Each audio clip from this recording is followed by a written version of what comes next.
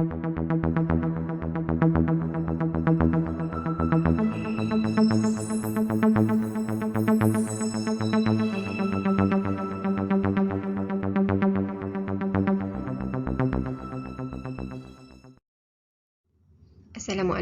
warahmatullahi wabarakatuh. Bertemu lagi kita hari ini dalam sesi belajar bersama Ustazah Yohanis. Kali ini subjek pendidikan Al-Quran dan Sunnah tingkatan 4 kita akan bincangkan tajuk Ulumul Quran dan kepentingannya. Okay, anak-anak semua boleh buka buku teks masing-masing muka surat 80 ya. Apa maksud Ulumul Quran? Baik, sebelum kita teruskan kepada pembelajaran seterusnya, mari kita lihat maksud Ulumul Quran. Ulumul Quran dari aspek bahasa, perkataan ulum adalah jamak daripada perkataan ilmun yang membawa maksud pengetahuan dan kefahaman. Manakala ulum memberi maksud ilmu-ilmu pengetahuan. Al-Quran pula adalah kata masdar atas wazan fu'lan, memberi maksud apa yang dibaca, maqru'un. Okey, boleh rujuk muka surat 81. Manakala dari segi istilah, ulumul Quran ulumul Quran memberi maksud suatu ilmu yang membahaskan tentang Al-Quran dari segi penurunan, penyusunan, pengumpulan, penulisan, bacaan, tafsir, nasikh mansukh dan perkara-perkara yang berkaitan dengan Al-Quran. Sekarang kita akan membicarakan tentang sejarah perkembangan Ulumul Quran. Sejarah perkembangan Ulumul Quran kita akan bincangkan dalam 4 peringkat. Yang pertama, zaman Nabi Muhammad SAW. Zaman kedua, zaman Khulafa Ar-Rashidin. Zaman ketiga, zaman Bani Umayyah. Dan yang keempat, zaman Bani Abbasiyah. Perkembangan ulumul Quran pada zaman Nabi Muhammad SAW. Anak-anak boleh rujuk di muka surat 82 ya. Okey. Ketika ini muncul dah sebenarnya bidang ulumul Quran ni ya. Sebab apa? Bidang ulumul Quran ni dia muncul selari dengan turunnya wahyu kepada Rasulullah SAW. Okey, contohnya ilmu tafsir. Okey. Rasulullah SAW adalah ahli tafsir yang paling awal. Maknanya baginda lah tokoh ahli tafsir yang pertama. Baginda digelar sebagai Al-Mufassir Al-Awwal. Okay. Namun begitu, bidang ulumul Quran ketika ini belum lagi dibukukan. Ini fakta penting yang perlu kamu ingat ya. Pada zaman Rasulullah, ulumul Quran belum lagi dibukukan. Okay, mungkin atas beberapa faktor lah, mungkin kelengkapan alat-alat penulisan, percetakan dan sebagainya tu belum ada ketika itu ya. Okey, Rasulullah SAW melarang sahabat menulis sebarang perkara yang diucapkan oleh baginda. Okey, maknanya para sahabat tak boleh tulis. Dia dengar je apa yang Rasulullah ceritakan tentang ayat Al-Quran yang telah baginda terima daripada malaikat Jibril. Okey, kerana apa baginda melarang? Kerana takut bercampur dengan ayat Al-Quran yang ditulis oleh para sahabat tersebut. Okey, sebabnya Al-Quran turun dalam bahasa Arab. Jadi kalau mereka nak menulis pun mereka adalah orang Arab. Jadi mereka juga akan menulis dalam bahasa Arab. Okey, yang boleh ditulis hanyalah ayat Al-Quran semata-mata ya. Hanya ayat Al-Quran semata-mata. Okey, cara penyebaran Al-Quran dan ulumul Quran ketika ini terus berjalan.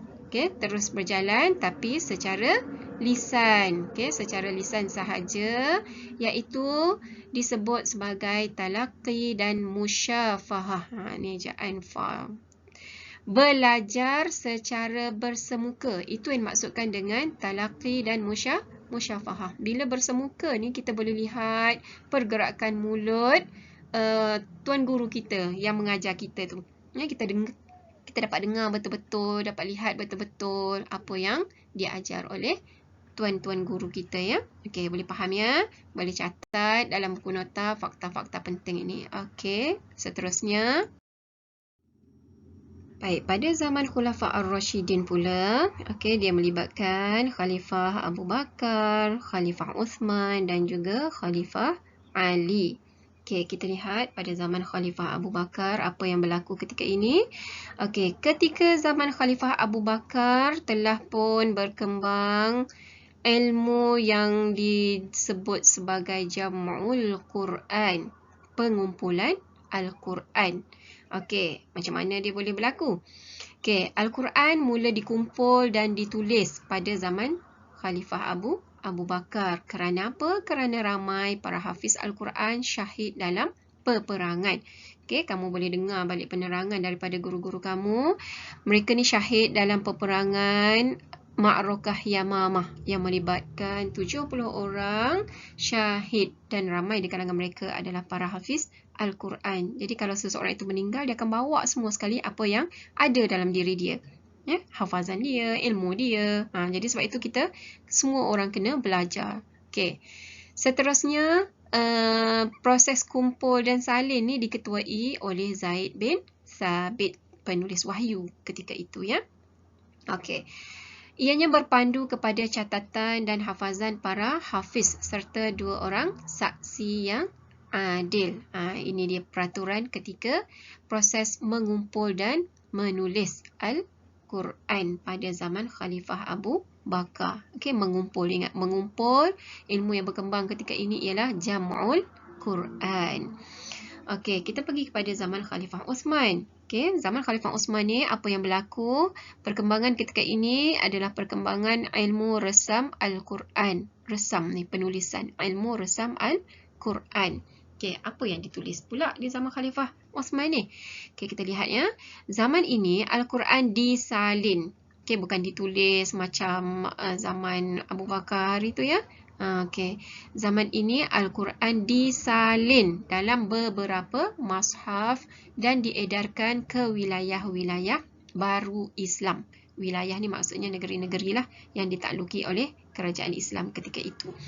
Hanya mushaf ini sahaja yang boleh digunakan sebagai rujukan dalam membaca Al-Quran. Mushaf-mushaf lain perlu dibakar. Kenapa pula wujud mushaf-mushaf lain ni? Okey, ini maksudnya sesiapa sahaja individu yang mencatat tu, okey, maknanya itulah mushaf bagi diri dia. Jadi itulah yang dirujuk untuk pembacaan dia. Jadi untuk mengelakkan pertelingkahan, apa orang kata, percanggahan, maka diadakan satu mushaf yang khusus untuk dirujuk oleh umat Islam. Inilah yang sebenarnya yang berlaku pada zaman Khalifah Uthman. Okey, yang kita kenal pada hari ini sebagai resam Uthman tu. Okey, pada zaman Khalifah Ali pula. Okey, apa yang berlaku ketika ini? Perkembangannya ialah ilmu Nahu dan juga i'rab Al-Quran. Apakah ilmu Nahu? Ni tata bahasa Arab. Okey, ni dua-duanya tata bahasa Arab lah. Kamu boleh tanya guru bahasa Arab lah pula ya. Okey, Saidina Ali telah pun memerintahkan Abu Al-Aswad Ad-Du'ali untuk meletakkan kaedah Nahu. Untuk apa tujuan dia? Untuk mengawal perkembangan bahasa. Sebabnya ramai dah orang yang bukan Arab pun masuk Islam. Jadi yang tak reti nak baca Al-Quran dalam bahasa Arab akan timbullah pelbagai masalah bahasa dekat situ ya. Okey, ini ekoran daripada salah baris ketika membaca Al-Quran oleh orang bukan Arab. Inilah dia faktornya yang mendorong kepada perkara ini berlaku. Perkara apa? Perkara meletakkan kaedah Nahu bahasa Arab. Okey, so itu dia yang berlaku pada zaman Khulafa Ar-Rashidin. Ingat, zaman Khalifah Abu Bakar berkembangnya ilmu Jam'ul Quran. Zaman Khalifah Uthman berkembangnya ilmu resam Al-Quran. Zaman Khalifah Ali berkembangnya ilmu Nahu dan juga i'rab Al-Quran. Baik, seterusnya zaman Bani Umayyah pula ya. Okey, notanya kamu boleh lihat muka surat 83 dalam buku teks ya. Okey, tengok apa yang berlaku ketika ini. Okey, pada zaman ini para sahabat terkemuka dan tabi'in menyebarkan ulumul Quran dengan cara talaqi dan musyafahah. Maknanya masa ini perkembangan ilmu tu masih lagi pesat berlaku lah ya. Okey, walaupun dia berlaku secara lisan, talaqi dan musyafahah. Ingat balik apa maksud talaqi dan musyafahah yang Ustazah dah sebut sebelum ini ya. Okey, zaman ini dianggap sebagai zaman persediaan kepada penyusunan ulumul Quran. Okey, jadi kita perlu buat preparation kan untuk buat sesuatu yang terbaik kan. Jadi ketika inilah mereka menyebarkan, mengajar dengan lebih baik lagi segala ilmu dan juga Al-Quran. Okey, beberapa tokoh daripada kalangan tabi'in menjadi pengasas kepada ilmu tafsir, asbabun nuzul, an-nasikh wal mansukh serta gharibul Quran. Okey, antara nama-nama, jika kamu boleh ingat ya, bacalah dengan betul. Ad-Dhahhak Ibnu Mazahim, Atha bin Abi Rabah, Ikramah Maula Ibnu Abbas, Sa'id bin Jubair, Mujahid bin Jabar, Qatadah bin Di'amah, Al-Hasan Al-Basri, Maqatil bin Sulaiman. Okey, jika ada sebarang kesulitan dalam menyebutnya, kamu boleh rujuklah ya dengan guru-guru kamu. Okey, masuk pada zaman Abbasi pula ya. Okey, pada zaman ini dikenali sebagai zaman pembukuan ulumul Quran.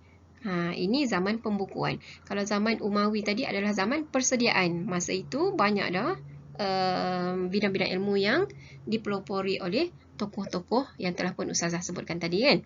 Okey, kerana apa? Kerana telah munculnya pelbagai buku dalam bidang ini. Muncul pelbagai buku ni maknanya telah pun menjadi sebuah buku lah. Okey, telah berlaku satu pembukuan khas untuk bidang-bidang ilmu tersebut. Okey, hasil pembukuan yang pertama dalam bidang ini ialah buku bidang tafsir. Buku tafsir ini ditulis berdasarkan himpunan kata-kata sahabat dan juga tabi'in. Okey, dalam mana mereka mentafsirkan ayat-ayat Al-Quran. Jadi maknanya nak membuat buku tafsir ni bukanlah rekaan semata-mata tokoh-tokoh ketika ini, tapi mereka merujuk kepada rujukan yang muktabar, iaitu kata-kata sahabat dan juga tabi'in ya, yang mana mereka telah pencatat sebelum ini ya. Okey, antara tokoh-tokoh yang terlibat dalam penulisan tafsir ialah Syu'bah bin Al-Hujjaj, Sufyan bin Uyainah, Ibnu Jarir At-Tabari, Waqi' bin Al-Jarrah. Okey, ini antara tokoh-tokoh hebat lah ya. Ini adalah bidang-bidang kajian dalam ulumul Quran ya.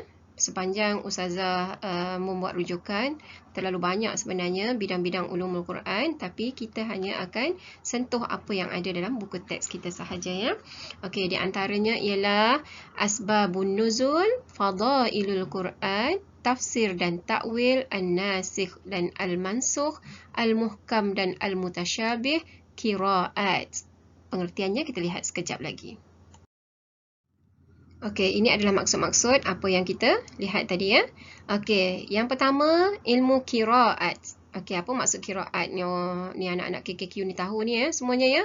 Okey, maksud dia membicarakan tentang cara menyebut kalimah Al-Quran serta kepelbagaian dan perubahan yang berlaku dengan disandarkan kepada periwayatannya. Okey, yang kamu dengar orang baca Al-Quran sebutannya lain daripada kamu tu, itulah yang dipanggil sebagai qiraat sab'ah. Ya, ada 7 periwayatan kalau tak silap Ustazah lah, sebab Ustazah bukan dalam bidang qiraat. Okey, kalau kamu dengar orang baca lain sebutan daripada kamu tu, kamu jangan kata salah lah. Itu adalah ilmu qiraat. Contohnya wadduha. Wallahu a'lam lah ya. Ustazah pun tak berapa pandai. Okey, yang kedua, asbabun nuzul. Asbabun nuzul ni dia menceritakan tentang sebab-sebab turunnya ayat-ayat Al-Quran kepada Nabi Muhammad sallallahu alaihi wasallam. Okey, kamu belajar Quran Sunnah ni, kamu turut didedahkan ya dengan ayat-ayat Al-Quran yang ada sebab nuzul. Ada cerita, ada kisah di sebalik kenapa ayat itu diturunkan. Itu dipanggil sebab an-nuzul.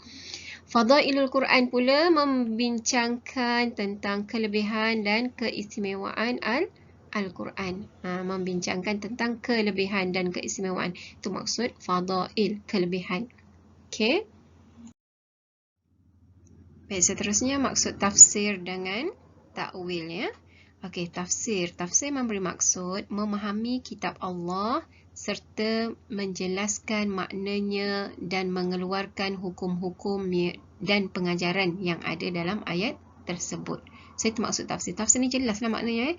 Maknanya kita menjelaskan maksud ayat, mengeluarkan hukum-hukum, apa pengajaran kita boleh ambil daripada ayat yang kita pelajari. Okey, takwil pula, okey, ni ada banyak pendapat ni, kamu boleh rujuk lah ya, dengan lebih lengkap lagi dalam rujukan yang sahih lah. Maksud takwil ni ialah menukar atau mengalih makna sesuatu lafaz daripada makna yang rajih, iaitu yang jelas, iaitu makna yang tertera di dalam ayat Al-Quran. Perkataan yang tertera dalam ayat Al-Quran tersebut kepada makna yang marjuh, iaitu satu makna yang lain disebabkan terdapat dalil yang menyokongnya. Okey, ini banyak pendapat dalam di kalangan ulama sendirilah. Yang kamu hanya perlu tahu takwil ni maksudnya menukar daripada lafaz dalam ayat itu kepada maksud yang lain yang bersesuaian ya. Okey, nasikh dan mansukh. Yang ni, nasakh ni penghapusan dalil hukum syarak dengan dalil hukum syarak yang lain. Itu maksud proses nasakh. Manakala an-nasikh ialah dalil syarak yang menghapuskan sesuatu hukum yang sedia ada. Maknanya nasikh ni adalah hukum yang kedua, dalil syarak yang kedua yang datang kemudian, menghapuskan yang sedia ada. Yang sedia ada tu dinamakan sebagai al-mansukh, ialah hukum syarak yang telah dihapuskan. Okey, dia mansukh dulu ada, baru nasikh. Okey, semoga jelaslah ya. Okey, al-muhkam dan al-mutasyabih. Ini juga berlaku banyak pendapat ya di kalangan alim ulama. Kamu boleh rujuk juga yang ni berkaitan dengan maksudnya. Okey, muhkam ni maksud dia ayat yang maksudnya dapat diketahui dengan mudah. Maknanya ayat Al-Quran tersebut bila kita baca, itulah maksud dia. Ya, tidak perlu kita tukar-tukar, tidak perlu kita jelas-jelaskan untuk maksud yang selain daripada dinyatakan di dalam ayat. Okey, manakala mutasyabih. Okey, ayat-ayat mutasyabih ni dia ada kaitan dengan yang takwil tadi. Ya, sebabnya mutasyabih ni dia adalah lafaz yang tidak jelas maksudnya. Okey, jadi mutasyabih ni maksudnya ayat yang maksudnya hanya diketahui oleh Allah Subhanahu wa Ta'ala. Jadi kalau kita baca ayat tu secara apa yang kita nampak ayat tu, contohnya yadullah ya, sedangkan yadullah Allah tu tidak ada tangan. Jadi ulama perlu takwilkan dia ni. Ni maksud takwil, fungsi takwil. Kena takwilkan kepada satu maksud yang lain. Okey, kamu boleh rujuk kepada ustazah-ustazah dan juga ustaz-ustaz kamu untuk pendetailan yang lebih lanjut. Okey. Ini pula ialah bidang-bidang kajian ulumul Quran yang selain daripada yang kita ceritakan tadi ya. Ini kamu boleh lihat dalam buku teks muka surat 84 dekat bawah sekali selepas kotak-kotak hijau tu ya. Okey, di bawah tu disenaraikan bidang-bidang lain iaitu jadal Al-Quran, nuzulul Quran, aqsamul Quran, majazul Quran, gharibul Quran, amsalul Quran, i'jazul Quran serta maki dan madani. Okey, secara ringkasnya boleh memberi maksud dia macam inilah lebih kurang ya, Ustazah terangkan. Jadal Al-Quran ni berkaitan dengan bentuk-bentuk perbahasan dan perdebatan yang ada di dalam Al-Quran. Nuzul Al-Quran pula ialah cara proses penurunan Al-Quran mengikut cara-cara yang tertentu. I'jazul Quran, okey, I'jazul Quran ni membahaskan tentang aspek-aspek kemujizatan Al-Quran. Ya, aspek-aspek kemujizatan Al-Quran. Manakala aqsamul Quran ni membahaskan tentang cerita tentang maksud dan tujuan sumpah yang ada di dalam Al-Quran. Okay, di dalam Al-Quran ada sumpahan-sumpahan yang telah Allah buat. Jadi itulah yang dikaji oleh para ulama. Okey, seterusnya majazul Quran. Majaz Al-Quran ni adalah perbahasan tentang aspek bahasa ya, dari segi susunan kalimah dan juga perkataan. Gharibul Quran pula membahaskan tentang perkataan-perkataan yang gharib, yang janggal, yang jarang digunakan dalam bahasa percakapan kita. Yang seterusnya lah Amsalul Quran. Okey, Amsalul Quran ni menceritakan tentang perumpamaan-perumpamaan yang terdapat di dalam Al-Quran. Manakala Maki dan Madani menceritakan tentang ayat Makiyah dan Madaniyah. Okey, itulah saja secara ringkasnya ya.